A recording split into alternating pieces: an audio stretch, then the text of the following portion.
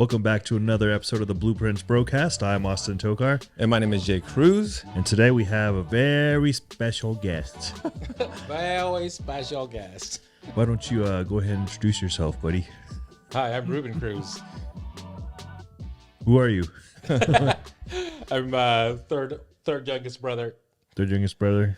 of Rueben Cruz of Loose Type Photography, Monterey, California. Also do videography, specialize in social media that I don't do, and special projects and commercial listings for real estate.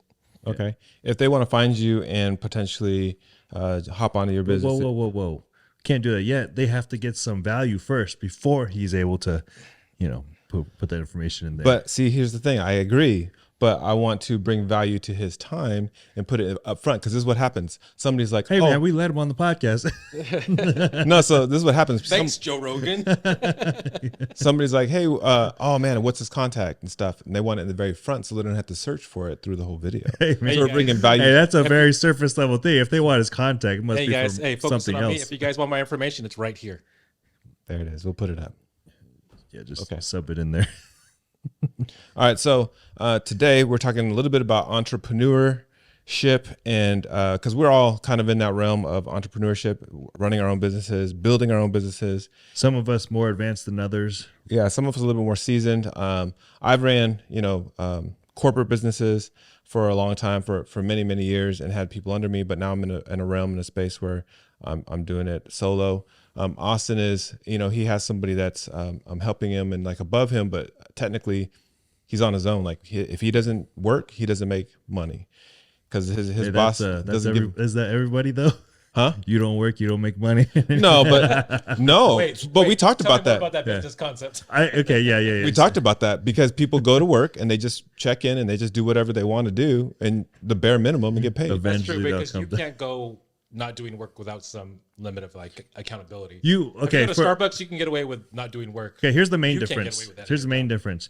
You have to actually bring in the money. Those people don't have to bring in the money. They're just there to fill a spot. They're Like, gears. if you don't bring in money, then you're gonna die.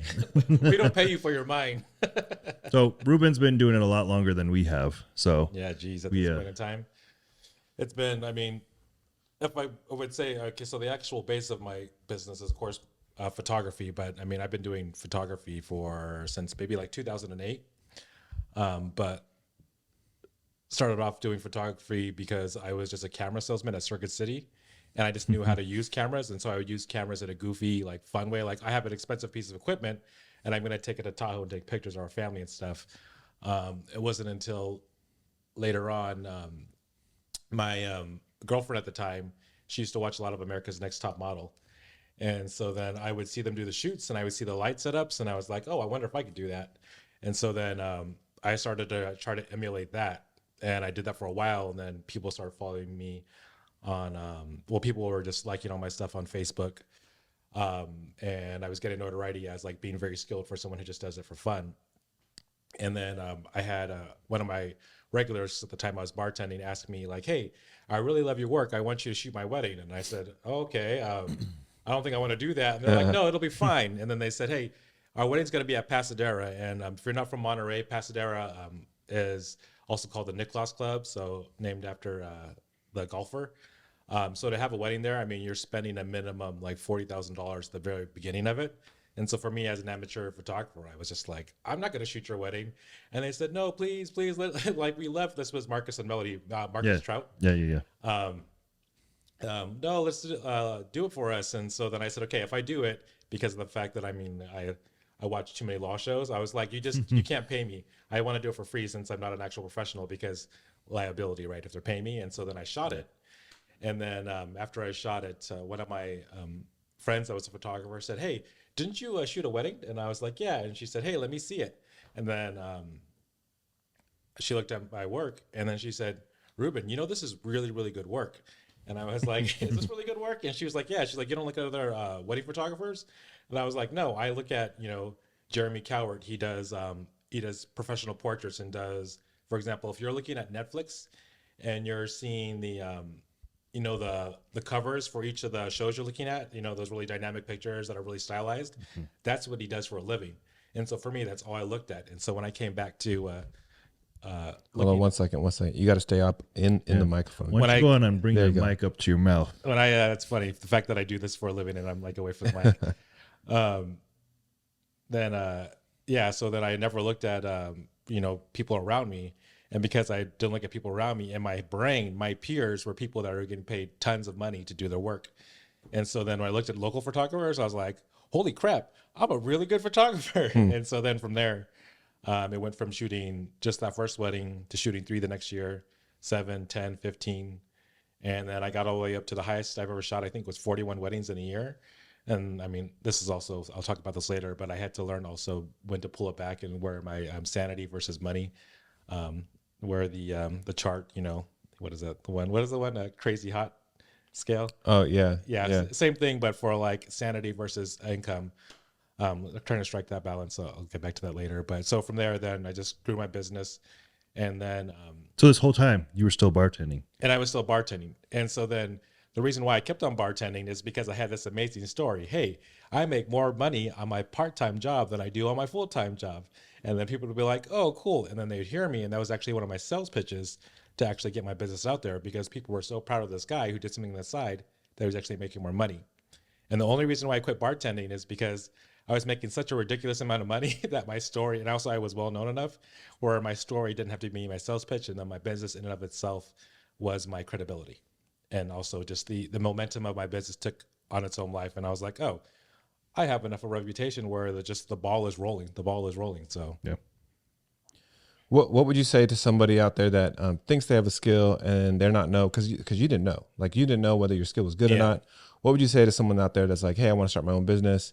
How would you tell them to like assess what they're doing? Like, okay, is what I'm doing actually valuable? Like what would you tell them? So one of my favorite business minds and speakers is Brian Tracy. And Brian Tracy said, what you do for a living should be what you enjoy and what you're good at.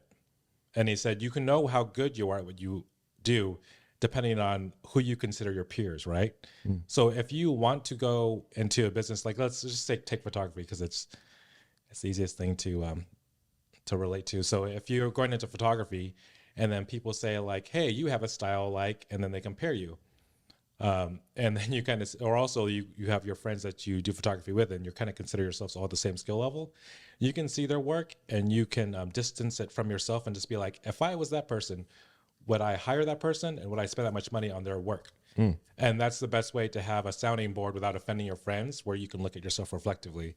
And so for me, I mean, I did mental gymnastics, because I was comparing myself to the top of my order.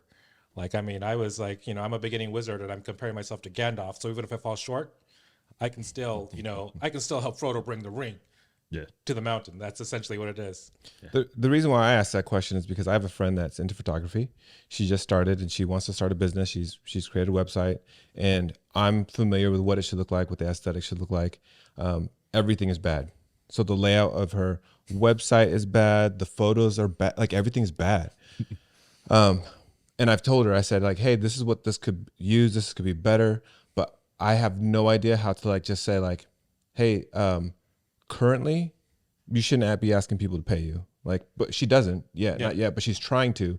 But I'm like, you're nowhere near, like, you're just nowhere near ready to like even put a price. That's the perfect thing to tell her. Just like Austin, you don't start off by having clients that are paying you a lot to train. You get the free ones, you build up your body of work. And then once you have, well, there's two things that are happening. One, you're building a reputation, but also you're building a reputation with yourself where you're not feeling like you're being, you don't have that sense of, imposter syndrome, because you've never done it professionally. And so you're always going to feel an imposter. And like for me, I was making, even when I was making, there was a year I made like 120, 140 in a year. I still feel like an imposter, because for how long I'd been in the business, I wasn't supposed to be making that much money. And so people would give me compliments about it, like, oh, you're so amazing. I'd be like, yeah, nah, you got to deflect. Gotcha. Because you're not living, you're living outside, you're watching yourself, but you're not living through yourself. If that makes sense. Yeah. So even with all the success you've had, would you say like currently today that you still haven't made it? Like, do you still feel that way? Like, so I used to think, because of COVID, I wasn't shooting for a year and a half. And so, because I wasn't shooting for a year and a half, like I was living the high life before because I'm like, money's always going to be coming in. And then COVID happened. And then my means of living were just so insane that it caught up to me. Right. But the thing is, though, is that because I've been doing it so long, like, let's say even if I like lost the business and I couldn't do photography anymore, I know what it takes, and I know the framework, what it takes to build a business and the dedication it takes. So I'm not worried about it because I can just do it again. And so with photography, I don't care because now I'm like, I'm back to like being in a good place. And this next year is going to be really, really great because I know the infrastructure and I can see the flaws in the system. And also I'm adaptive enough to know what's going on in the market and to make sure I keep my core elements that make my business stable, but also bring in new elements to be like, okay, here's what's going on with the market because of like the economy, or here's what's going on in the market. Like Monterey may not be as good of a market right now, right? So I'm going to reach out more, or I'm going to start, or I have specific venues now that feed me a lot of work. So I don't have to necessarily work on my, my income structure as far as where it comes from as much. But I mean, that's also part of like, you're being so established that you can withstand COVID, you can withstand a tragedy. And you kind of want to have that to be crippled or to completely wiped out. But either you have the internal ability from the things you've learned to be able to build up your business again, or you have enough, because you have so much internal ability, you build up your business to a point where it could take a punch in the face and it's like, oh, that was nice. Like I may be like to 80% right now, but I'll be backed up 100% again in like 6 months, in 2 years. So sticking with COVID, what have you felt like the wedding scene has become since then? I mean, do we see a little damper in it, or do we see? Well, without getting like political, it's right now it depends on where you live at. Yeah. And it depends on your optimism. People are getting married, not married based off of that too. But the year after COVID, a ton of people wanted to get married because nobody was getting married. And I had weddings that I was supposed to shoot in 2000. I ended up shooting in 2022. Yeah. So that's looking good. But then right now, because of the fact that election year, like weddings almost run like stocks, right? So an election year, like I can guarantee you that after this next election, the year after that will be booming for weddings because people are bought in and people are optimistic and people want to get married and people will be spending bigger budgets on weddings, which means people who would never even hire a photographer are hiring lower end photographers, and people who are going to do photography anyways are like, hey, Ruben, we want to get like, they'll ask me what my top packages are and they'll be like, cool, we'll book that. So in his realm, Austin, it's very easy to like set apart someone that's good at their job, because you can just be like, oh, like I see your photos, see what you offer. You can look at a website. What do you think sets apart like what your job is, bodybuilder? Like how in the world do you stand out in the bodybuilding world and coaching? Like what's your element? I mean, I don't think the separation is too far gone, as in like the scenes, both scenes, because everything is done on the internet now. Like a lot of things aren't in person. You're able to see a lot of variety on there. It goes with photography too. Like you see Peter McKinnon's, and then like if I looked at Ruben's work and then I look at Peter McKinnon's, like the different, obviously it's going to be a different style, but I'm going to look at the experience put into those pictures. Look at the craft, and I'm like, okay, well, this person's good at their craft. This person's really good at theirs. But it's very hard to tell from a amateur standpoint when you're looking to buy from someone what the differentiation is. So at that point, it's mostly selling yourself. That's what I feel like in that realm, because I'm not going to know the difference between the two shots. If I say it's an awesome picture, I'm like, oh, it's just cool. And I'm going to look at the other picture and say pretty much the same thing, maybe point out a few small things, but it's not going to be a huge deal. For like coaching, in-person training, online training, the main difference is generally going to be selling yourself, because a lot of the points you put out there are like universal truths. Everyone can understand that. Like you just eat less, you lose weight. You move more, you lose weight. That's the whole consensus, right? And after that, it gets very nitty gritty. Like you can add a few things in there that make you a little bit smarter than the others, but it's not too much of a difference between individuals. It really is just selling yourself. Like people are like, oh, I like that guy, I'm going to sign with him. I like that guy. He's going to put me through a really hard workout because I get this feeling from him, or I get that feeling from him. I know he's going to lead me to the direction I want to go. Yeah. So even listening to that, it sounds like for both of you guys, like the client is the biggest marketer, because so he has somebody he does a wedding for, and they show their photography, like what he did, like unknowingly they market for him. Yeah. Like, hey, here's my results from my wedding. Well, your biggest marketer, is going to be your clients. Their word of mouth is the most powerful way of marketing. I call them generational brides. So I have a bride that I had this year. In that lineage of brides, the first bride that had hired me was like 7 years ago.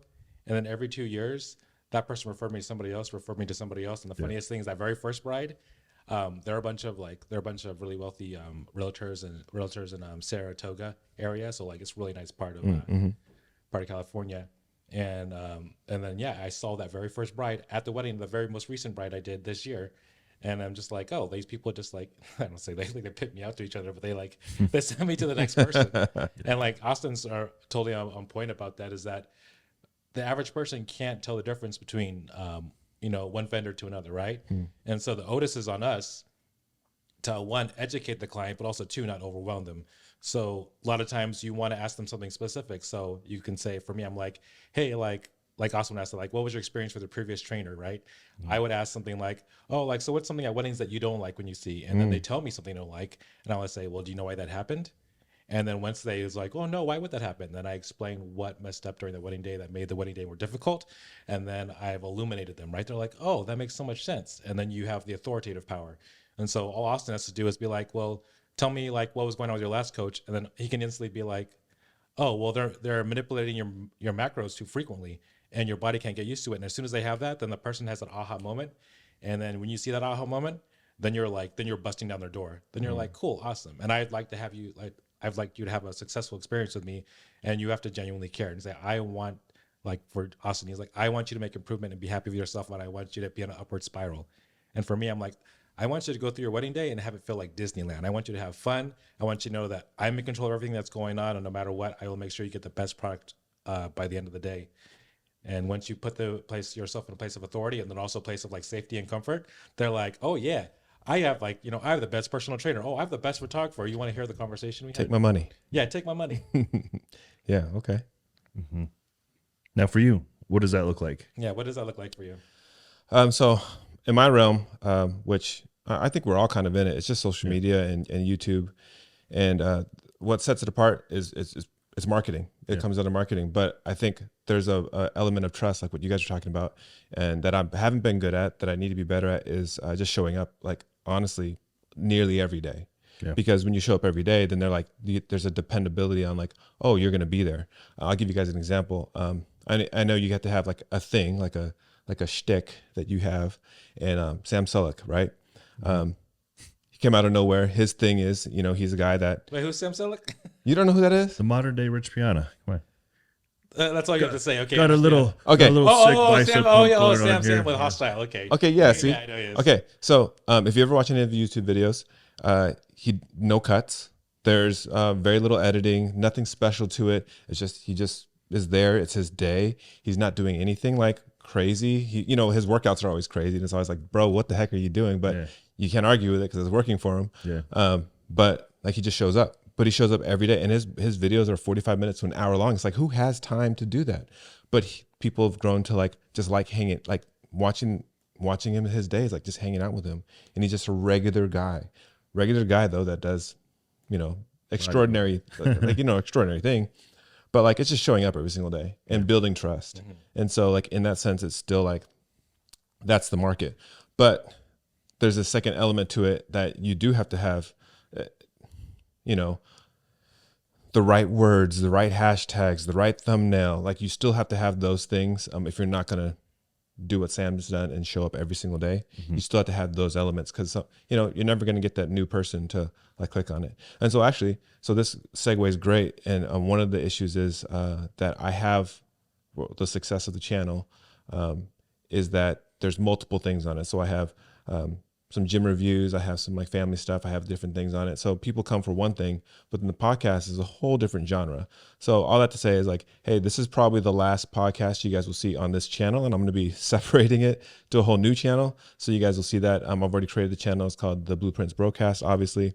And so we'll be moving all of the podcasts over to that to specialize. And so that's the thing. So like if Austin's like, oh, hey, I'm gonna be a CrossFit coach, I'm gonna be a bodybuilding coach, and he would never say that. He would never be a CrossFit coach. But I'm just saying, if he said I'm gonna do that and I'm gonna be a yoga coach, he's not gonna get people from the yoga realm, and he's not gonna get people from CrossFitters coming to him because he's not presenting that package. So I don't want to present that package to my viewers like, hey, this is what I do, gym reviews, but hey, guess what? I'm gonna like bombard you with my podcast, because some people love podcasts regardless, and some people love this. So I don't want to push both to my viewer, although some people appreciate it and they comment on everything. I'm separating it so it pushes to the right. You're staying in your lane, but you're making all the lanes yours. Yes.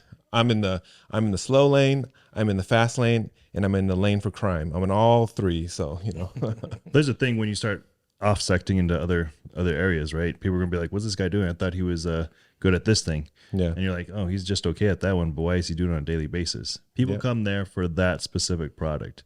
So this is my thing. I like to post baking stuff too, but that's cool every once in a while. Yeah. It's cool. If I made a page about that, people would be like, Yeah, I didn't come here for this. That's how you start dwindling down your brand. And this is for you who want to get into that entrepreneurship realm. Like you got to hustle down on what your specialty is. Yeah. Because Rueben, like, so you do what, weddings, engagement, you do baby, do you do baby?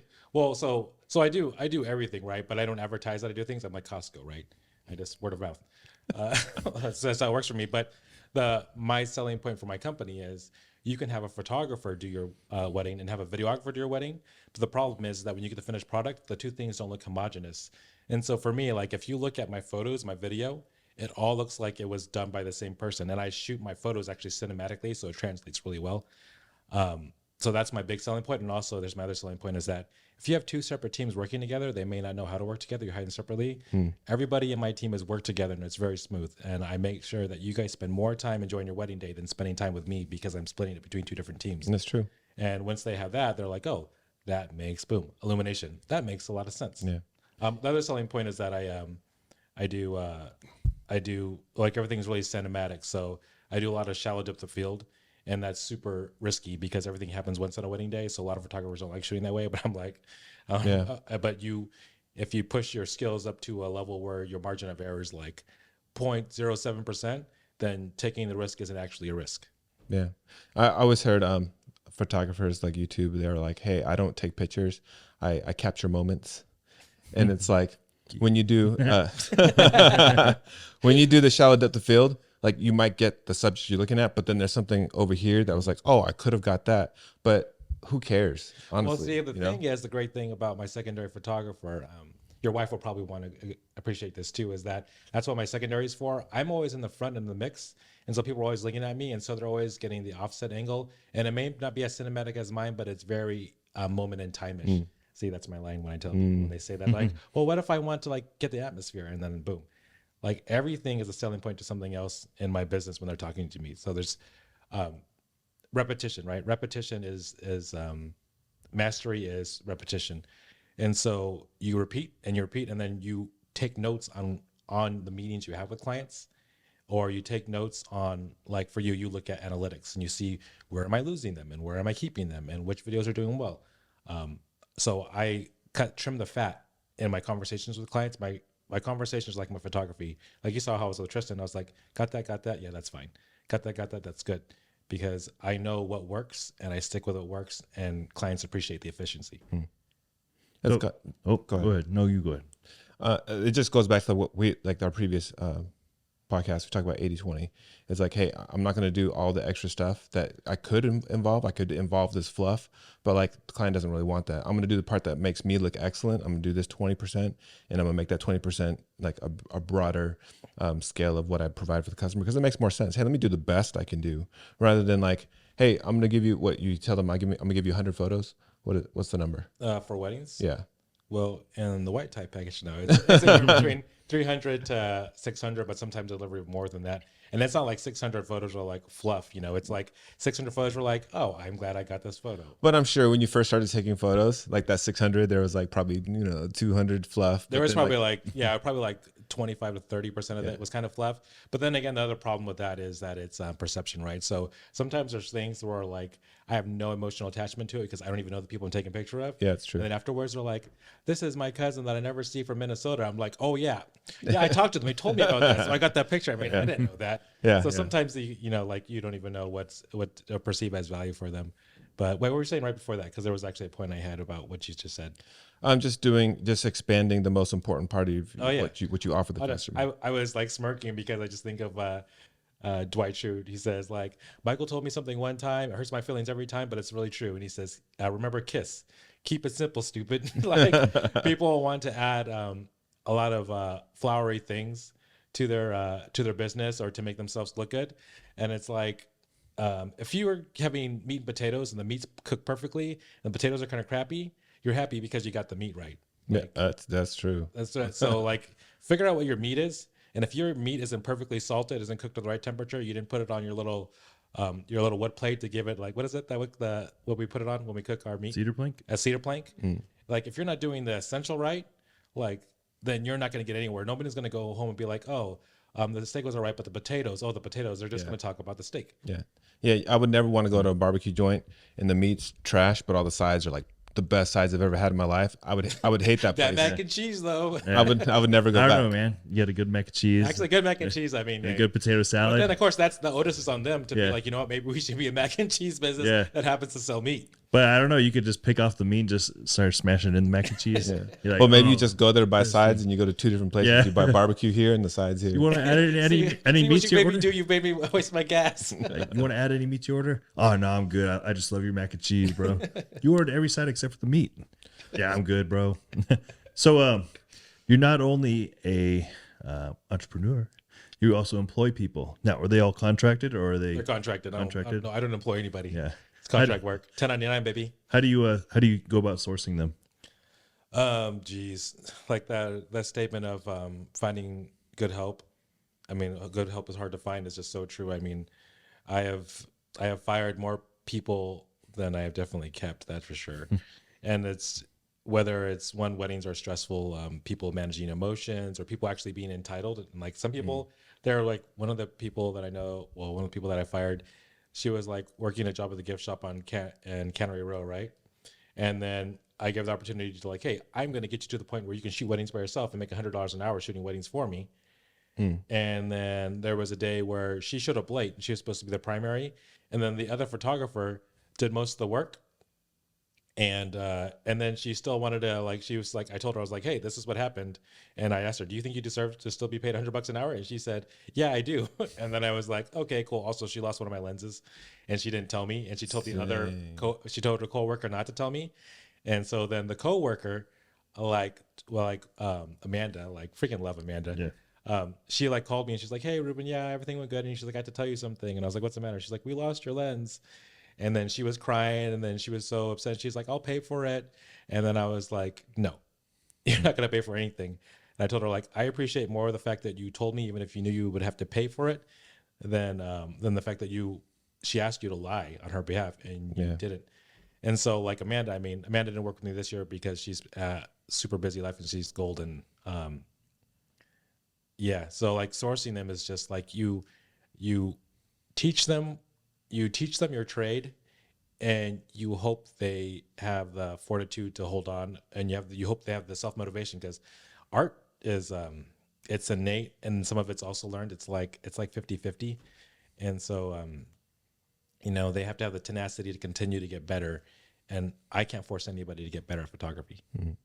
Do you want the people that you employ to surpass your own skill? Like, do you want them to be better? Yeah, I'd want them to be better. And that's the whole point. I'm telling them like, nobody wants to run a business. That's why I tell them like, I want you to be just as good as me.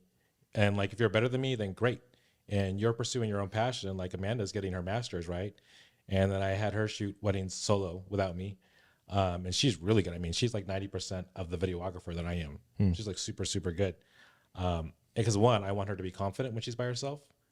And two, I want her to also just have a high self-esteem of knowing she did a good job. And then three, last thing, I should always be in business, is that she gets paid $100 an hour to just shoot footage and then dump it off on me and then dip. I mean, so I'm also giving her opportunity to make money and not have to work all throughout the week work 1 day a week, and I'm giving her something and making her life more valuable. And that's one of the best parts of being in my position is so. Do you ever, is there enough business out there? And do you ever have a fear of like, hey, I'm teaching this person and then they're going to take my business? What does Tyler say about that, right, Austin?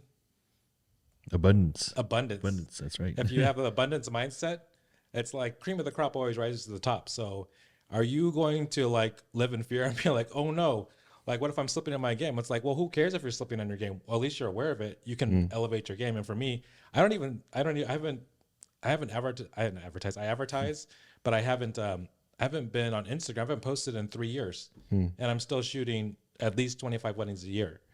And it's just, I've just changed my model to doing less weddings, getting paid way more to do the fewer weddings that I do.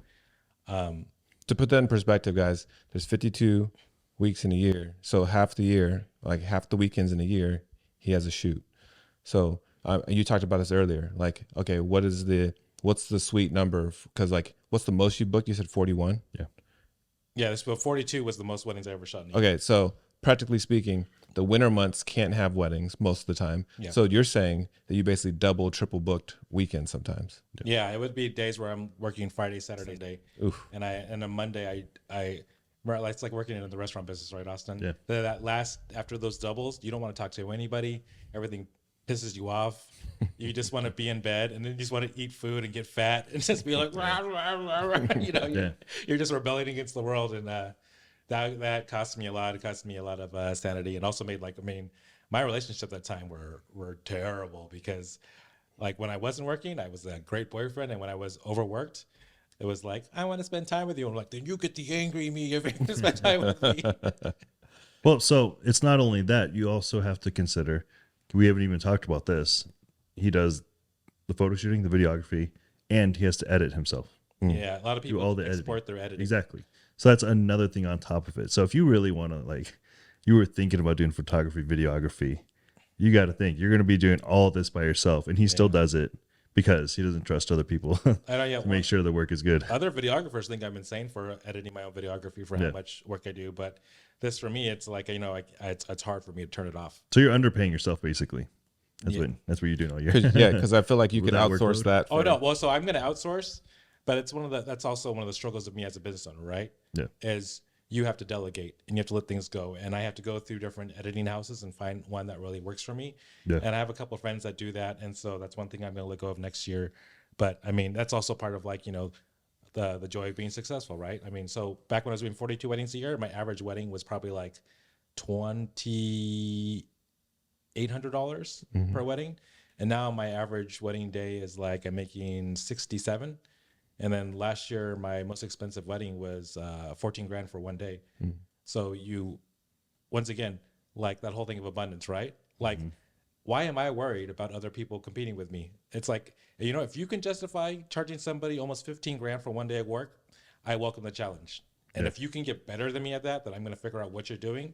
And I'm going to figure out what you're doing marketing wise, because I know your work isn't better than mine.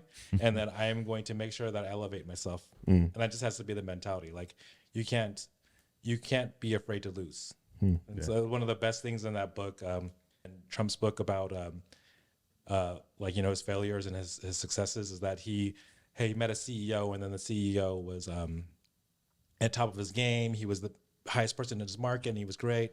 And then the guy retired, right? And then he met that same guy like at a party or like a party with a bunch of high-powered people there 5 years later, and he was trying to get back in the game, and he was like, oh man, like I'm in there and I just don't know how I got myself to do it anymore.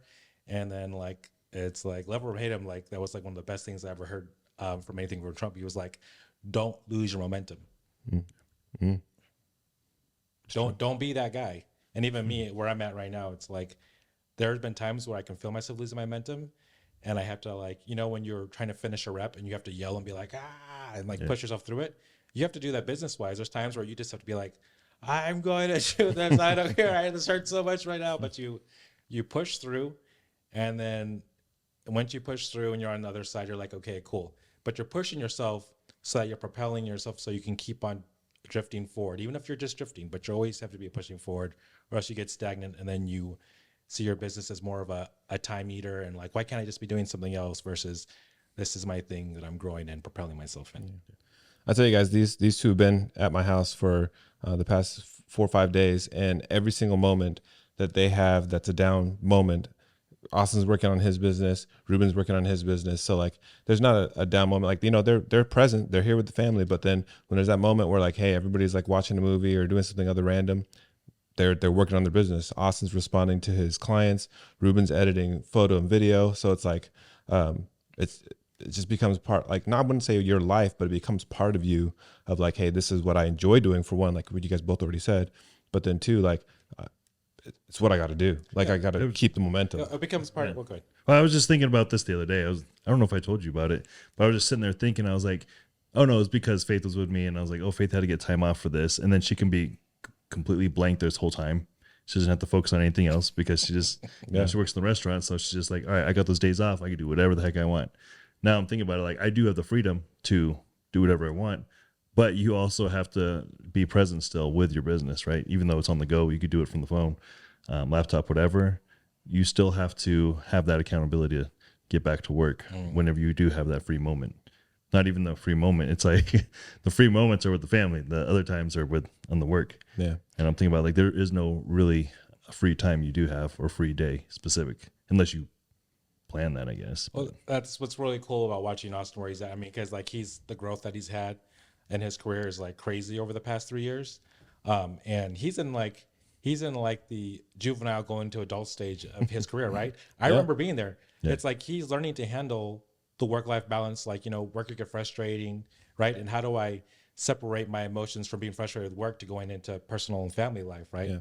Yeah. Managing that is super, super hard, especially Austin's kind of Austin's hitting his stride at the same time I about hit my stride too.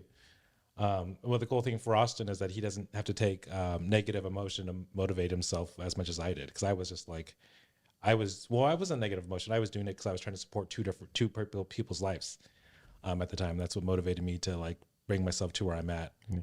But I mean, him finding the balance and him realizing these things and being like, okay, I got to be constructive, but also I have to learn how to be present and family life and home life too. It's frustrating time and it can be super annoying, but as you figure it out and as you make your ecosystem sustainable, and once your business life just becomes a natural extension of who you are, and then the natural like ecosystem is sustainable, right? The natural flow of everything, the cycles are all going, and then there's a moment of zen and being like, cool, I have it and I figured it out, and then after that it's a matter of just keeping that propelling cycle, but cycling upwards, and then also not getting caught off guard by like a random element being thrown, like somebody dies in your family, right? That happened, dude. That one bugs the heck out of me when someone dies in somebody's family, because like, yes, you have a time of mourning, but like a lot of people, they're like, oh, my mom died or whatever, and they're months out. There's months out, and it's still affecting them. They start like, you know, binge eating, and it's like, hey, like, hold on, just pause for a moment. Your life is still continuing. You still have to live your life. Your life is stopping for someone that's gone. You can do nothing about that. You have to keep moving. And I've met so many people that everything in their life halts, and it's like, that's not what your dead relative would want. I guarantee you. Yeah. I think a good portion of that though is people looking for, and this is the sad part, they look for an excuse to have that moment. So they'll use that dying person in the family as their moment, as like, oh, I just want to F off right now, so I'm going to use this as an excuse to do exactly that's that. Super true. A lot of people, it does affect them that way because they were very attached to that person. And then it's just how it's going to go. But for a good portion of people, they were always going to do it no matter what it was. They just found their they always wanted an excuse to give up. Yeah. They always wanted an excuse to rest. Yeah. I think the one person that I would that excuse in that is like, hey, if the person that died was your encouragement, the honestly the reason why you live, like all those things, I get. Like if it's a spouse, like I get for a little bit of time. If you have like that long, like if you have a year long where you just trash year, I get that. But like you've got to at some point like pick yourself up by the bootstraps and well, you have to get decide, on with your life. You decide, like, well, there's only two directions you can go. You got to pick up, move on, or you know. Well, that's, so when it comes to motivation and hard times, a lot of times you just have to you just can't look at yourself. I mean, what is that? The, self-care, right? oh my goodness, Elliot Holst just said this, and it was such a good thing. Bro, I don't listen to that guy no more, man. Elliot Holst went off the deep end. I know, he's a little different now, but no. Yeah. But you know, you take the things you resonate with, and you leave the rest of the stuff. And he still says things that make sense, and that's for anybody in every single spectrum of life. But he basically said that you can't. Humbleness is also not letting yourself feel sorry for yourself, because then you're magnifying the self, because you're like, I deserve to be sad, right? And so you have to think of things outside of yourself. And whether it's like, for me, one of my motivations is for everything that our grandfather went through, right? I'm not living in his honor. Or for everything that mom went through, everything mom accomplished, I'm not living in her honor. The other thing, right? Because like did you say that? No, we just talked about it. The Mulan line. Yeah. You dishonor your family. Yeah. And then, for our family, it's super true. It's true. He said it. He said, for our family. For our family, it's super true. I mean, it really is true. And I mean, and and then also another thing you can do is, one of the things that I do is I look back at Rueben, who was in uncertainty, right? So Rueben, who was in the beginning of the business and was like, I don't want to bartend and I don't know what's going to go on with this business. And my success now, I'm like, I reach back to myself in the past and I'm like, it's going to be okay. And I'm going to continue the struggle for you. And I'm going to continue to build for you, because you didn't know that you would be here. Oh, I was going to say, but we got off on that tangent there. No, I was going to say, for when you are first starting out, building your business, whatever it is, and you do get that time to get to the point where you're making enough money you can quit your job, you're going to get a lot of temptation to have that piss off time, right? Because you're just like, oh, I don't have to do anything right now, right? Because you're like, I'm not accountable to anyone except for myself, really. And it's not until you see that bank account get lower, you're like, oh shoot, I have to work. Because a lot of time you just sit at home, or maybe you're going about your day, who knows? And you're just kind of like, well, looking around, you get distracted pretty easy. You're like, no, today, you know what? I'm going to enjoy today. And it's just like a downward spiral from there. Today turns into like, tomorrow. It turns I'm into just a going to week. doom scroll till I lived in the underpass. Yeah. Once you get past that point and you create some momentum for yourself, it gets a lot easier to stay in that momentum. Yeah. Because, Don't lose your momentum. Yeah. It's big. Well, it was bad. I'll just be honest here. When I first moved here, and I'm not working anymore, this restaurant service industry anymore. Fate does it. But for the first month or two, I would just say I'm, half-assing it, really. That's just what it is. I was just like, oh yeah, I'm working. But was I really working? You know what I mean? Like, could there have been more effort? Definitely. Like the way I'm working now, it's like 10 times more than what I was doing, both in effort and what I'm actually doing as far as scalability. So again, you're going to feel that temptation. Get past that temptation sooner than later. Okay, so It's inevitable. Yeah, you're gonna feel it no matter what. So that's Austin's one tip. Once you get to that point of, dropping your day job to do your entrepreneurial job, Rueben, what would you tell somebody? Hey, starting a business. What would be your one tip for them, or one encouragement? Well, it depends. Two different ways I would address that is, first of all, there's the one mentality you can have to start a business. You got to be, I'm not going to say Michael Jordan, I'm going to say Kobe Bryant. Because Michael Jordan, he would only do the amount of reps he needed to do, but he would do those reps and he was dedicated to that. Kobe Bryant went above and beyond. And when you're running a business, you don't know the scope of what you're doing and what it takes to be successful. So you're better overdoing everything. And I'm sorry, this may sound like, you're beating up on yourself, but it's better for you to overdo it and then be able to pull back versus not even be able to build momentum. So you have to have a lot of pride and do what you're doing like balls to the wall. And you have to be getting smarter. And then if you're not working, you're getting better at your craft as far as learning like the marketing of it. And then when you're doing your craft, you're focused. You're not, on your phone and doing your work. You're not pursuing any of it passively. But if you want to make it your joy in your work, and then that you have to find, so separate from that, just driven ego, I'm going to build a business mentality.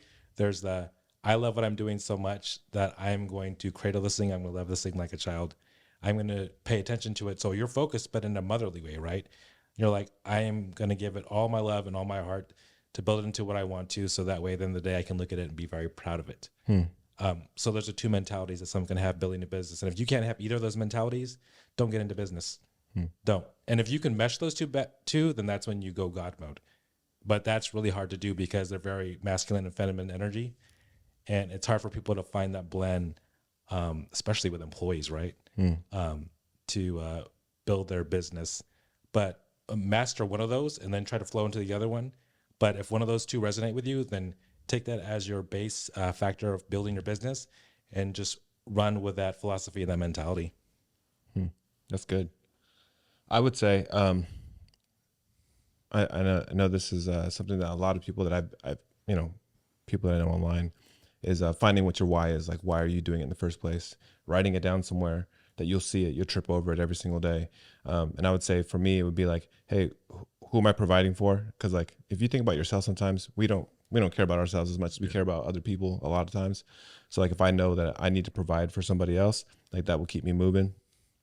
But then also whatever it is that you're doing, like you can't do it for the mindset of just making money. There has to be some sort of helps in the backside of what you're doing. It has to help people. Austin, what he's doing, the reason why he believes in it is, yes, he's making money. Yes, he's passionate about it, but he's helping people improve and better their lives. Ruben's helping people, one, have an easier time at their wedding by providing them a great package, a worry-free experience, a Disneyland experience, so that they don't have to worry about what they're getting. They see what they see, an awesome, package that they get. And then like even what I'm doing, like there's a lot of things that like I love this podcast. I love like the videos that I make for reviews, because people are always like, oh, thank you so much. No one else is doing this review. You have more honest review, because I'm not getting paid for none of this stuff. I do it because I genuinely want to help people. Thank you, G Fuel, for sponsoring this video. Yeah, but that's the thing though. Like whatever you do, it has to be because you want to help somebody. Because if that's not there, then like if you're just trying to help yourself, at some point you don't care about what you're doing for yourself. At some point you're just like, or when your self-esteem is low and you don't like yourself, then what's going to happen? Yeah. Because there's always going to be someone to help. So you'll never run out of business if you're trying to help people. Ruben, thank you for hanging out with us today. Thank you for, just talking about business building and entrepreneurship. I think everybody should dabble in it a little bit. Even if you have a day job now, there should be like a little bit of you that wants to do something. Work for yourself. Yeah, work for yourself. Work for yourself. Make you a better worker at your job. Yeah. Yep. And like I said, we will be moving the podcast to a whole different channel, the Blueprints Brocast, and you'll catch us there on the next video. Goodbye. New year, new channel. See you later.